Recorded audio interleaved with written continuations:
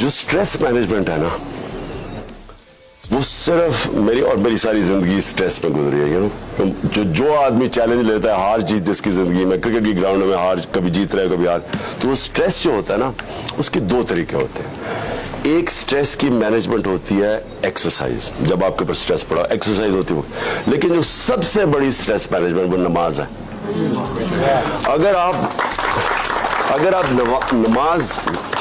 اور نماز پڑھی اس طرح نہیں پڑھی جاتی, وہ بھی میں نے اپنی زندگی میں شروع میں, کیونکہ ماں باپ کہتے تھے صبح کی نماز پڑھ لیتا تھا, میں شروع کی بات کر رہا ہوں. لیکن جب آپ نماز دل سے پڑھتے ہیں اور یہ اس کے اوپر کانسنٹریٹ کرتے ہیں, یہ یاد رکھیں کہ یہ جو ایک ہے نا انسان کی آزادی, ایاک نعبد و ایاک نستعین, جب آپ اللہ کے اوپر ایمان رکھ دیتے ہیں کہ میں تیری عبادت اور تیرے سے مدد مانگتا ہوں, ساری جگہ آپ قرآن میں دیکھیں گے کہ وہ جب اللہ کے اوپر آپ ایمان رکھتے تھے نا, اور جو اصل میں لا الہ الا اللہ کا مطلب ہے کہ تیرے سوا کوئی خدا نہیں ہے,